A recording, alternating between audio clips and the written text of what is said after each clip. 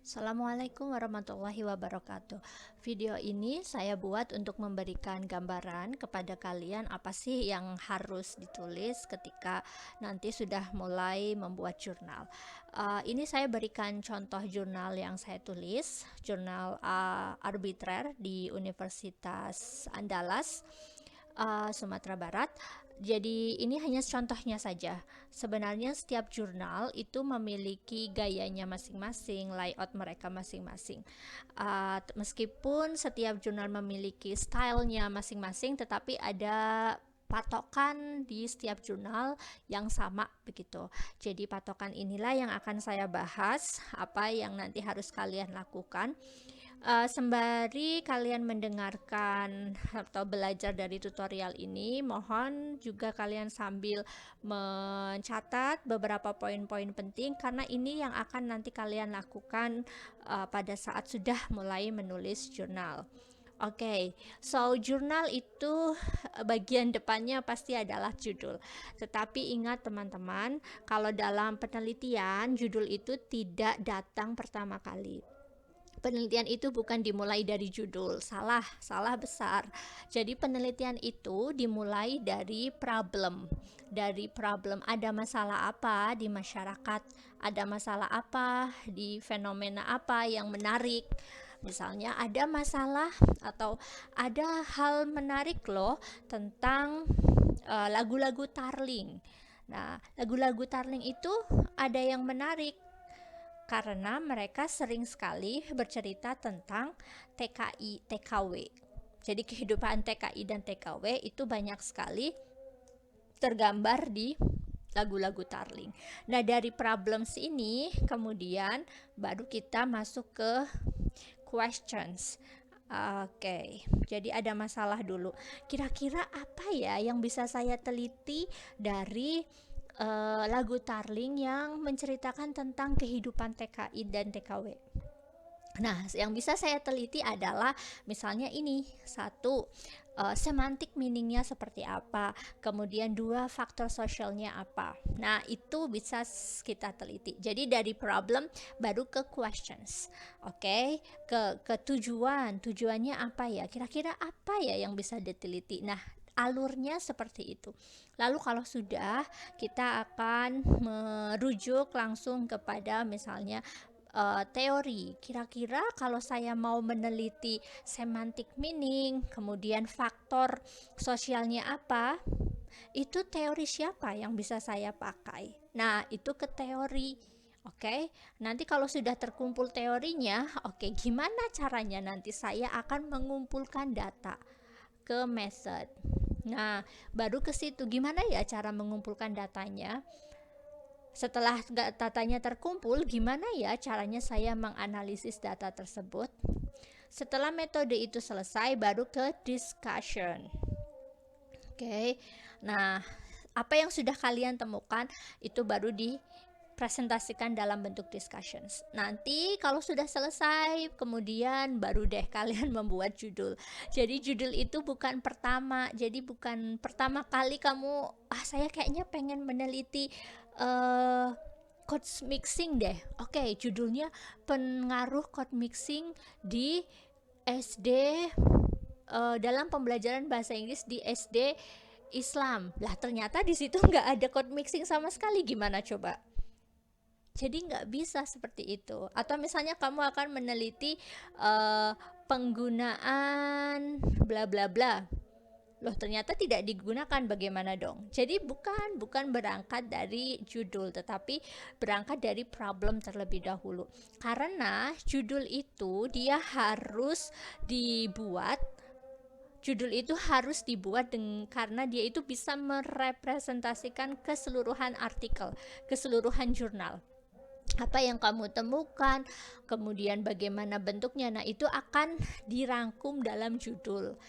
Jadi kamu nggak bisa tiba-tiba bikin judul nanti ternyata hasilnya itu nggak sama dengan judul.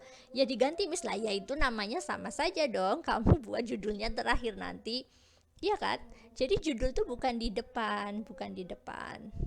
Tidak ada penelitian yang diawali dengan judul. Penelitian itu pasti diawali dengan problem.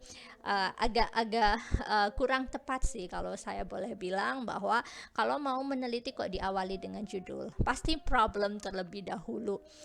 Karena nanti sudah hasilnya seperti apa, itulah kemudian judul harus bisa merepresentasikan apa yang ada di isi kayak gitu.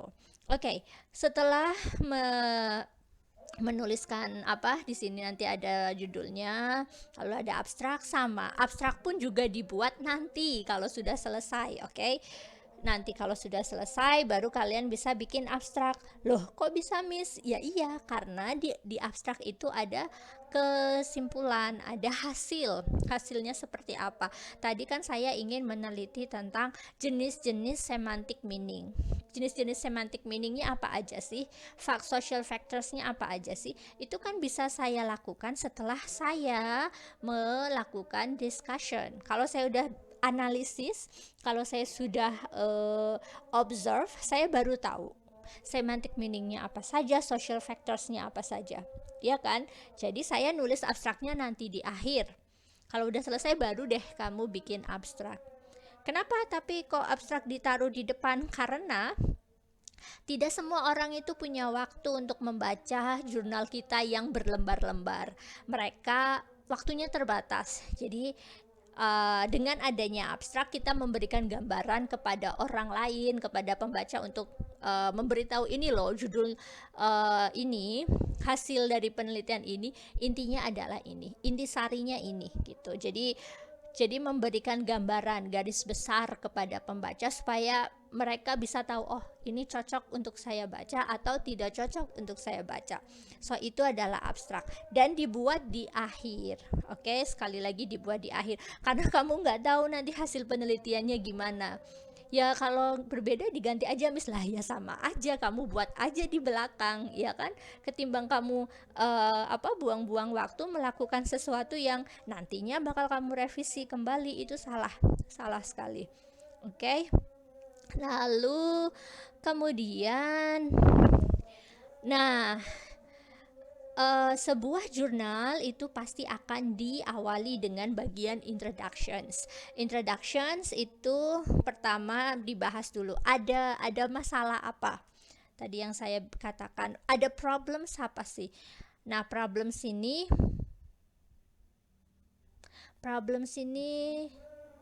kemudian dituliskan. Lalu setelah itu setelah problemnya itu dituliskan, lalu kita bisa selanjutnya adalah problemsnya ada apa. Nah, problem sudah selesai, barulah kita bisa lanjut ke kira-kira teori yang sesuai dengan problem itu apa. Nah, nanti kalian tuliskan juga teorinya apa, bla bla bla, ini semua teori-teori yang sesuai, dan kemudian tuliskan juga rumusan masalah. Nah, problems dan rumusan masalah problems dan rumusan masalah itu nyambung. Jadi dari problemsnya ada tadi bahasa Tarling, kemudian setelah itu masalah yang ingin diteliti apa, kemudian setelah itu kamu akan mencari teori yang akan kamu pakai adalah teori yang sesuai dengan yang mau kamu cari.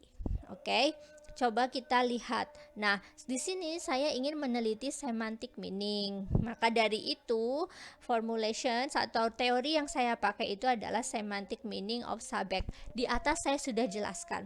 Di halaman sebelumnya saya sudah jelaskan tentang semantic meaning itu apa saja. Lalu, social factors. Saya mau mencari social factors, berarti saya juga harus membahas teori tentang social factors. Jadi nyambung, oke? Problemsnya apa, rumusan masalahnya apa, lalu teorinya apa, itu harus nyambung. Teori itu bukan asal kamu copy paste, asal kamu tomplok kayak gitu ya, bukan seperti itu. Tetapi teori itu harus sesuai dengan rumusan masalah. Saya mau nyari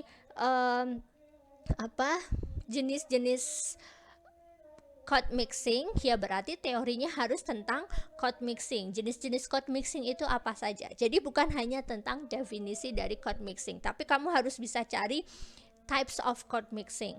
Lalu saya mau meneliti tentang functions atau purpose of using code mixing.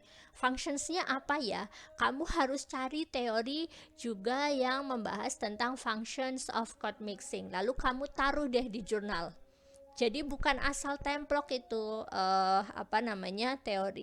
Teori itu adalah landasan yang dipakai untuk meneliti. Kamu mau meneliti apa, maka teorinya harus sesuai dengan apa yang akan kalian teliti. Oke, video pertama ini saya rasa cukup di bagian introductions terlebih dahulu. Mungkin bisa teman-teman pahami. Kalau ada pertanyaan, silahkan ditulis atau dicatat saja dulu, nanti kita akan diskusikan pada kelas ya on Gmeet. Lalu bagian yang selanjutnya, methods dan sebagainya, nanti akan saya bahas di video selanjutnya supaya tidak terlalu lama dan kalian bisa digest the informations. So thank you.